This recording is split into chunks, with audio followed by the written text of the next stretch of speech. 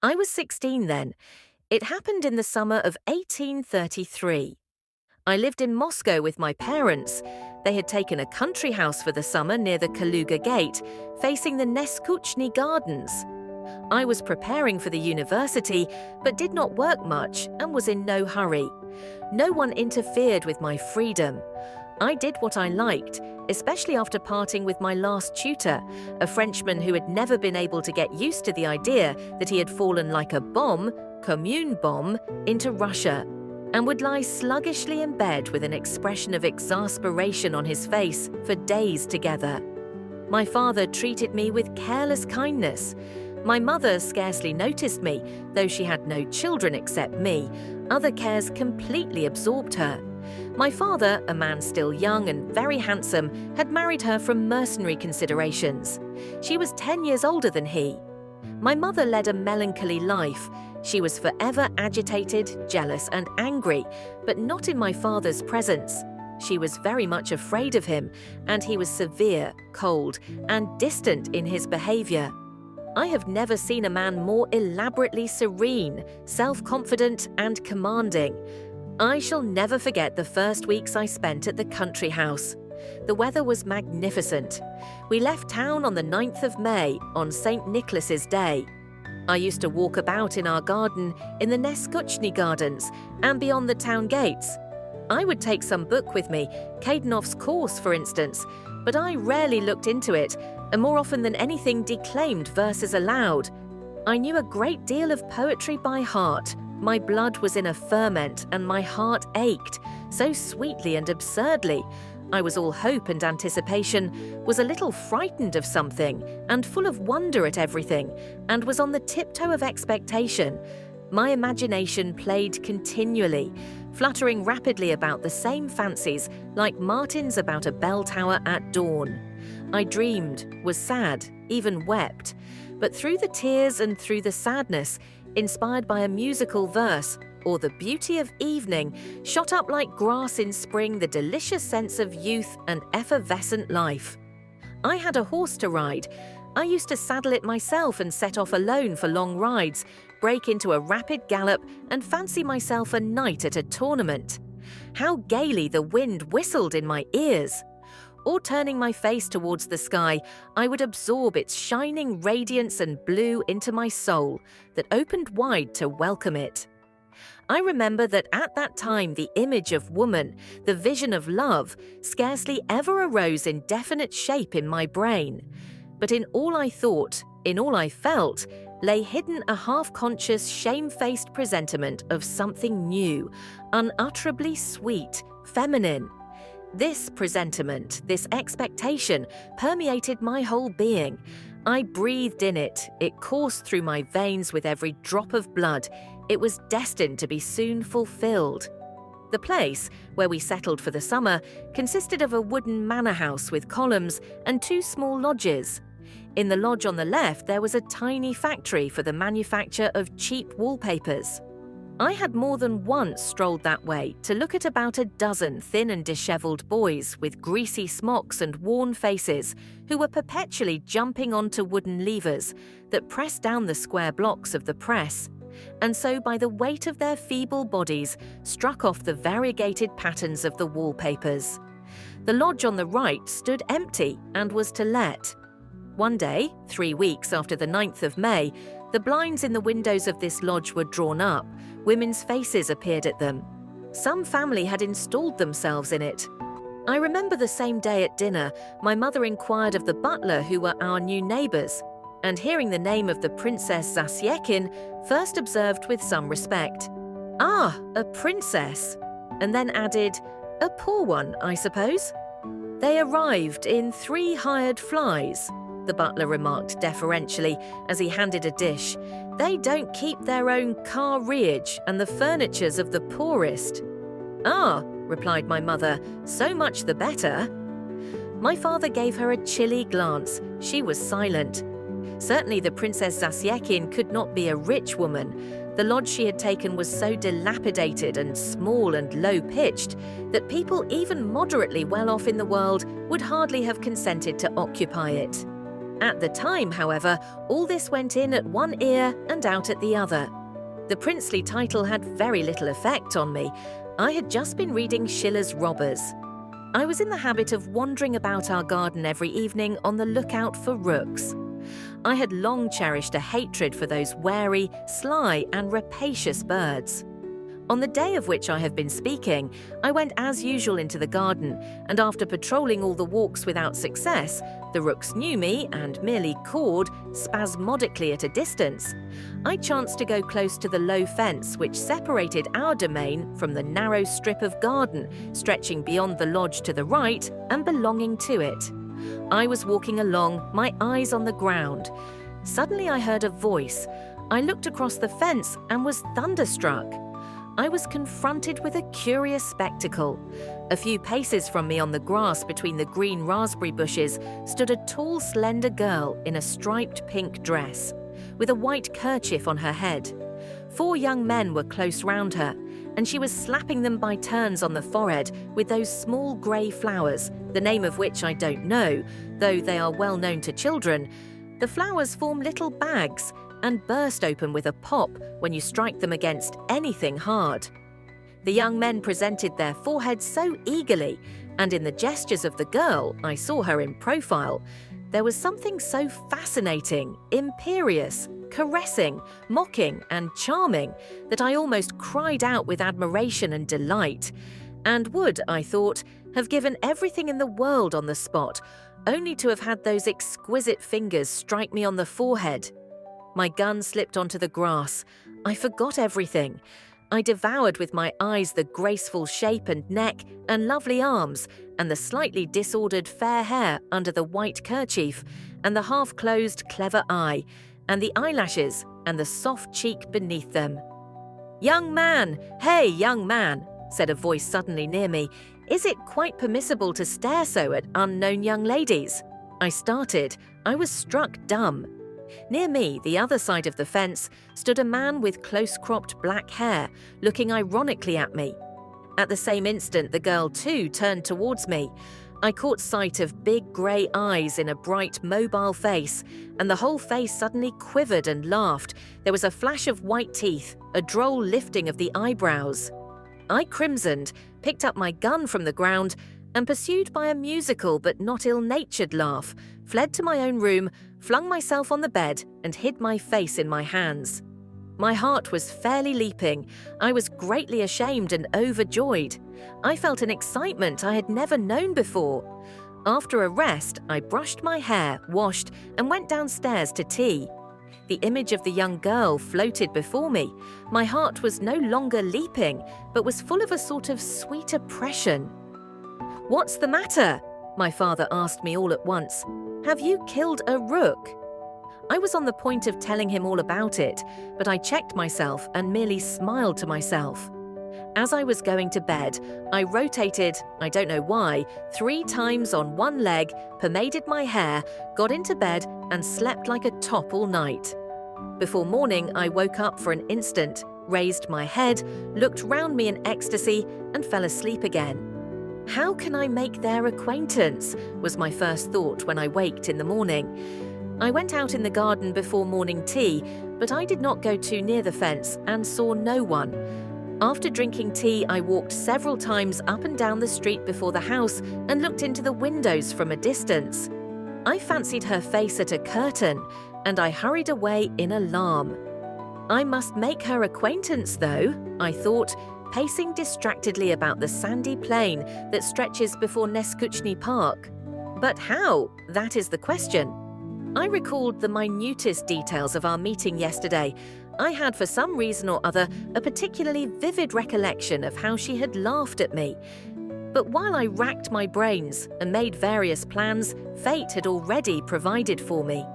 In my absence, my mother had received from her new neighbour a letter on grey paper, sealed with brown wax, such as is only used in notices from the post office or on the corks of bottles of cheap wine. In this letter, which was written in illiterate language and in a slovenly hand, the princess begged my mother to use her powerful influence in her behalf.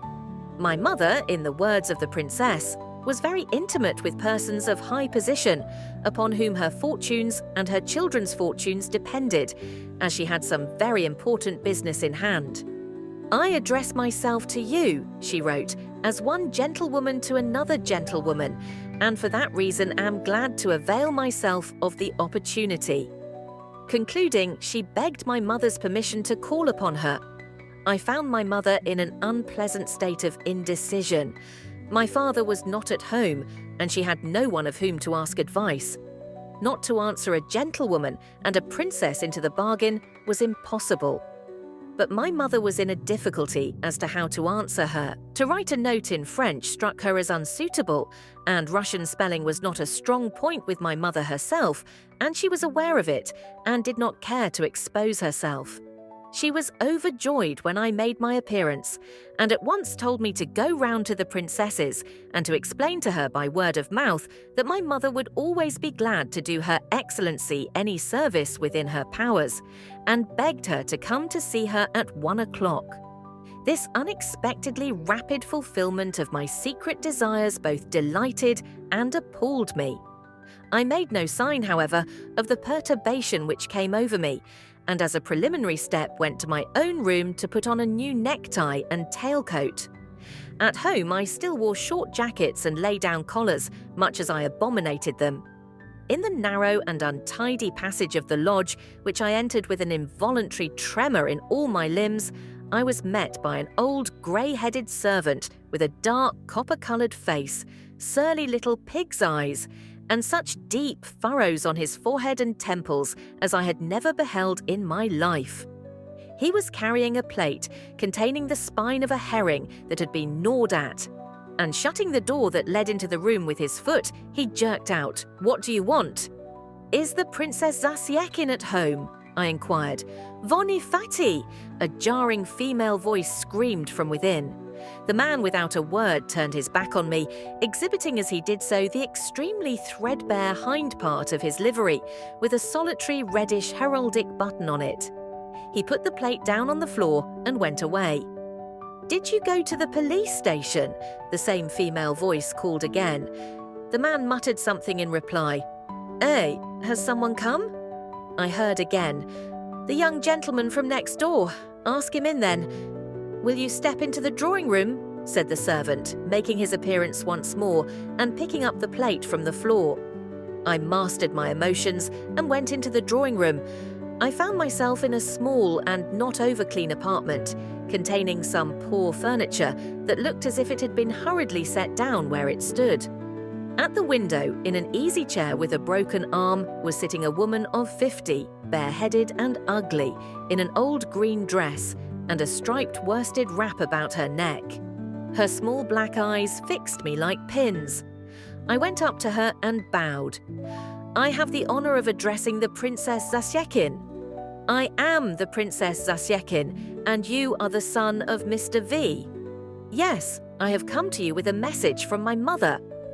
"Sit down, please. Bonifati, where are my keys? Have you seen them?" I communicated to Madame Zasyekin my mother's reply to her note. She heard me out, drumming with her fat red fingers on the window pane, and when I had finished, she stared at me once more. "Very good. I'll be sure to come," she observed at last.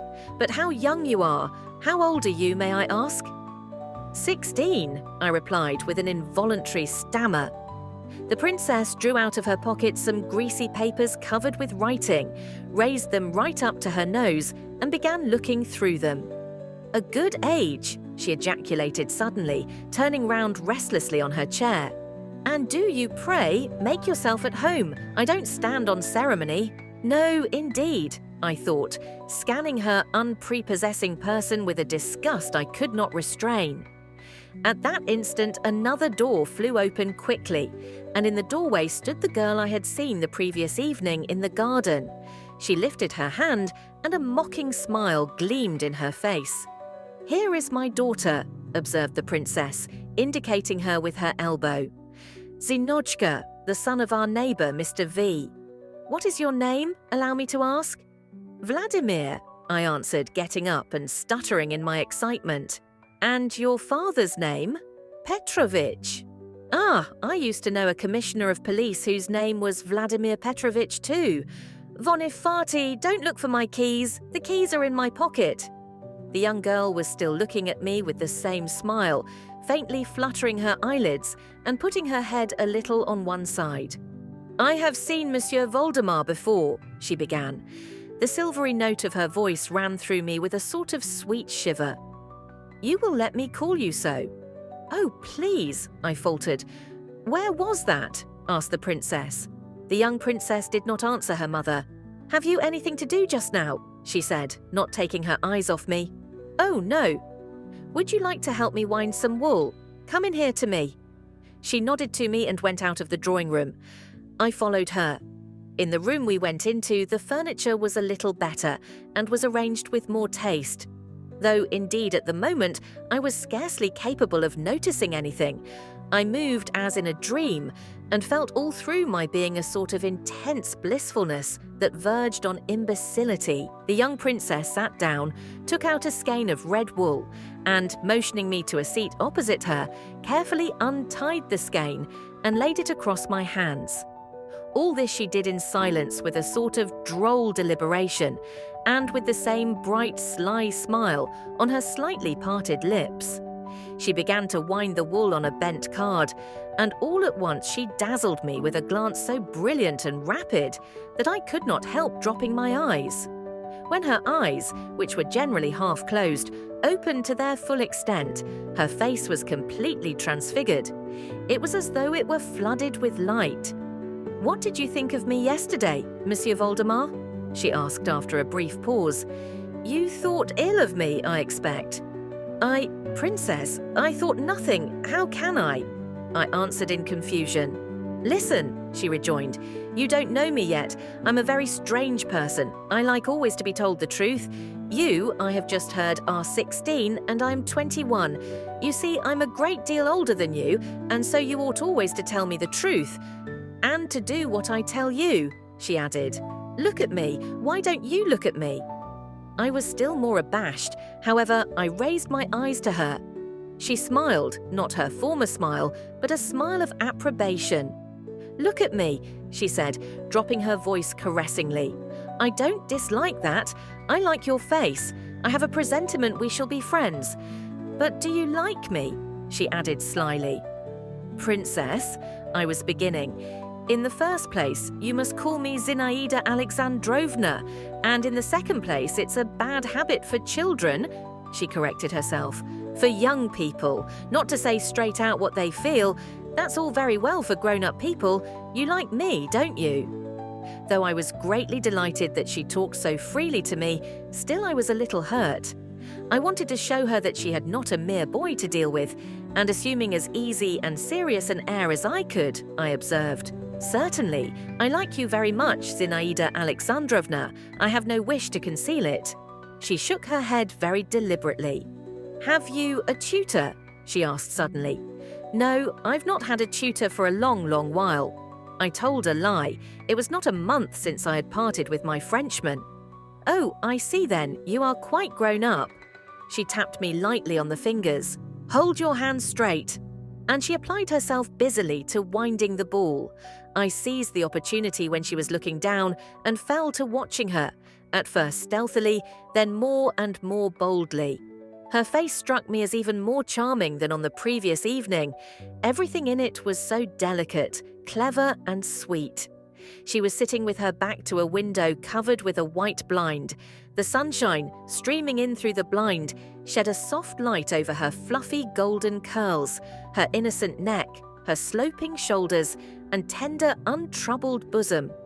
I gazed at her, and how dear and near she was already to me. It seemed to me I had known her a long while, and had never known anything, nor lived at all till I met her. She was wearing a dark and rather shabby dress and an apron.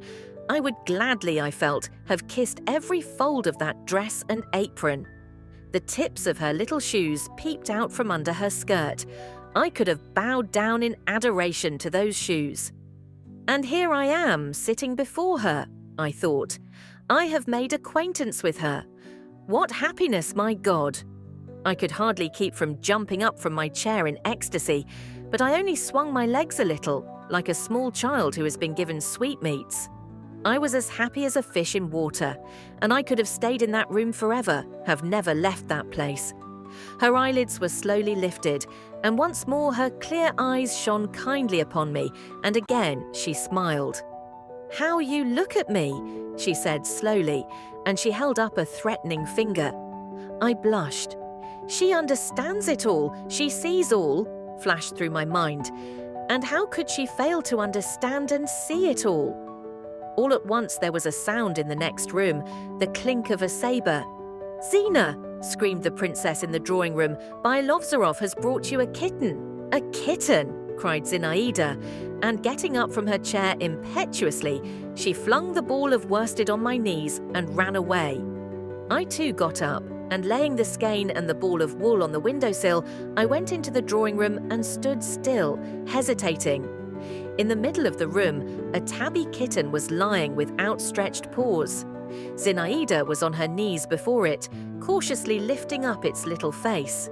Near the old princess, and filling up almost the whole space between the two windows, was a flaxen, curly-headed young man, a hussar with a rosy face and prominent eyes. "What a funny little thing," Zinaïda was saying, "and its eyes are not grey but green, and what long ears. Thank you, Viktor Yegorich, you are very kind." The hussar, in whom I recognized one of the young men I had seen the evening before, smiled and bowed with a clink of his spurs and a jingle of the chain of his saber. "You were pleased to say yesterday that you wished to possess a tabby kitten with long ears, so I obtained it. Your word is law." And he bowed again. The kitten gave a feeble mew and began sniffing the ground. "It's hungry," cried Zinaïda. "Vonifati, Sonia, bring some milk." A maid, in an old yellow gown with a faded kerchief at her neck, came in with a saucer of milk and set it before the kitten. The kitten started, blinked, and began lapping. "What a pink little tongue it has," remarked Zinaïda, putting her head almost on the ground and peeping at it sideways under its very nose. The kitten, having had enough, began to purr and move its paws affectedly. Zinaïda got up and, turning to the maid, said carelessly, "Take it away." "For the kitten, your little hand," said the hussar, with a simper and a shrug of his strongly built frame, which was tightly buttoned up in a new uniform. "Both," replied Zinaïda, and she held out her hands to him. While he was kissing them, she looked at me over his shoulder. I stood stock still in the same place and did not know whether to laugh, to say something, or to be silent. Suddenly, through the open door into the passage, I caught sight of our footman, Fyodor. He was making signs to me. Mechanically, I went out to him. "What do you want?" I asked. "Your mamma has sent for you," he said in a whisper. "She is angry that you have not come back with the answer." "Why, have I been here long?" "Over an hour." "Over an hour," I repeated unconsciously, and going back to the drawing room, I began to make bows and scrape with my heels. "Where are you off to?" the young princess asked, glancing at me from behind the hussar. "I must go home, so I am to say," I added, addressing the old lady, "that you will come to us about 2. "Do you say so, my good sir?" The princess hurriedly pulled out her snuff box and took snuff so loudly that I positively jumped. "Do you say so?" she repeated, blinking tearfully and sneezing. I bowed once more, turned, and went out of the room with that sensation of awkwardness in my spine, which a very young man feels when he knows he is being looked at from behind. "Mind you come and see us again, Monsieur Voldemar," Zinaïda called, and she laughed again. Why is it she's always laughing? I thought, as I went back home escorted by Fyodor, who said nothing to me, but walked behind me with an air of disapprobation. My mother scolded me and wondered whatever I could have been doing so long at the princess's. I made her no reply and went off to my own room. I felt suddenly very sad. I tried hard not to cry. I was jealous of the hussar. The princess called on my mother as she had promised and made a disagreeable impression on her. I was not present at their interview, but at table my mother told my father that this Prince Zasiekin struck her as a femme très vulgaire, that she had quite worn her out, begging her to interest Prince Sergei in their behalf, that she seemed to have no end of lawsuits and affairs on hand, de vilaines affaires d'argent, and must be a very troublesome and litigious person. My mother added, however, that she had asked her and her daughter to dinner the next day. Hearing the word daughter, I buried my nose in my plate, for after all she was a neighbour and a person of title. Upon this, my father informed my mother that he remembered now who this lady was, that he had in his youth known the deceased Prince Zasyakin, a very well-bred but frivolous and absurd person, that he had been nicknamed in society Le Parisien from having lived a long while in Paris, that he had been very rich but had gambled away all his property, and for some unknown reason, probably for money, though indeed he might have chosen better. If so, my father added with a cold smile, he had married the daughter of an agent, and after his marriage had entered upon speculations and ruined himself utterly. "If only she doesn't try to borrow money," observed my mother. "That's exceedingly possible," my father responded tranquilly. "Does she speak French? Very badly. It's of no consequence anyway. I think you said you had asked the daughter too. Someone was telling me she was a very charming and cultivated girl." "Ah, then she can't take after her mother." "Nor her father either," rejoined my father. "He was cultivated indeed, but a fool." My mother sighed and sank into thought. My father said no more. I felt very uncomfortable during this conversation. After dinner, I went into the garden, but without my gun. I swore to myself that I would not go near the Zasyekins' garden, but an irresistible force drew me thither, and not in vain. I had hardly reached the fence when I caught sight of Zinaïda. This time she was alone. She held a book in her hands and was coming slowly along the path. She did not notice me. I almost let her pass by, but all at once I changed my mind and coughed. She turned round but did not stop, pushed back with one hand the broad blue ribbon of her round straw hat, looked at me, smiled slowly, and again bent her eyes on the book. I took off my cap and, after hesitating a moment, walked away with a heavy heart. Que suis-je pour elle? I thought, God knows why, in French. Familiar footsteps sounded behind me. I looked round. My father came up to me with his light, rapid walk. "Is that the young princess?" he asked me. "Yes." "Why, do you know her?" "I saw her this morning at the princess's." My father stopped and, turning sharply on his heel, went back. When he was on a level with Zinaïda, he made her a courteous bow. She too bowed to him, with some astonishment on her face, and dropped her book. I saw how she looked after him. My father was always irreproachably dressed, simple and in a style of his own, but his figure had never struck me as more graceful. Never had his grey hat sat more becomingly on his curls, which were scarcely perceptibly thinner than they had once been. I bent my steps towards Zinaïda, but she did not even glance at me. She picked up her book again and went away. The whole evening and the following day I spent in a sort of dejected apathy. I remember I tried to work and took up Kaidanov, but the boldly printed lines and pages of the famous textbook passed before my eyes in vain.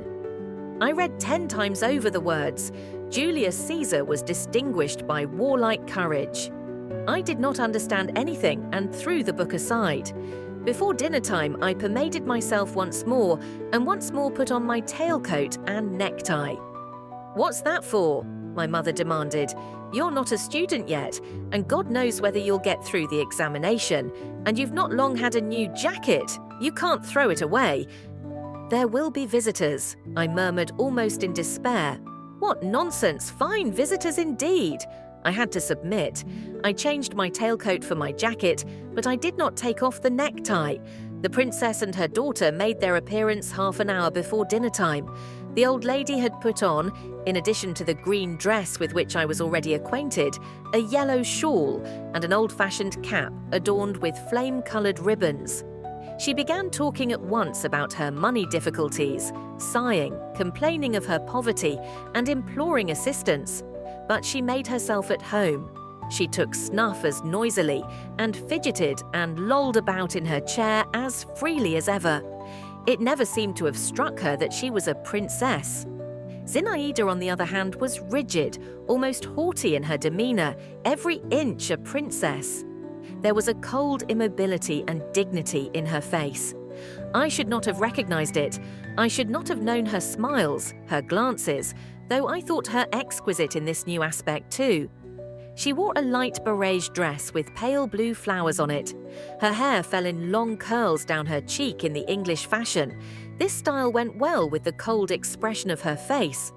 My father sat beside her during dinner and entertained his neighbor with the finished and serene courtesy peculiar to him. He glanced at her from time to time, and she glanced at him, but so strangely, almost with hostility. Their conversation was carried on in French. I was surprised, I remember, at the purity of Zinaïda's accent. The princess, while we were at table as before, made no ceremony. She ate a great deal and praised the dishes. My mother was obviously bored by her and answered her with a sort of weary indifference. My father faintly frowned now and then. My mother did not like Zinaïda either. "A conceited minx," she said next day. "And fancy what she has to be conceited about, avec sa mine de grisette." "It's clear you have never seen any grisettes," my father observed to her. "Thank God I haven't." "Thank God, to be sure. Only how can you form an opinion of them then?" To me, Zinaïda had paid no attention whatever. Soon after dinner, the princess got up to go. "I shall rely on your kind offices, Maria Nikolaevna and Pyotr Vassilitch," she said in a doleful sing-song to my mother and father. "I've no help for it. There were days, but they are over. Here I am, an excellency, and a poor honor it is with nothing to eat." My father made her a respectful bow and escorted her to the door of the hall. I was standing there in my short jacket, staring at the floor like a man under sentence of death. Zinaïda's treatment of me had crushed me utterly. What was my astonishment when, as she passed me, she whispered quickly with her former kind expression in her eyes, "Come to see us at 8, do you hear? Be sure." I simply threw up my hands, but already she was gone, flinging a white scarf over her head.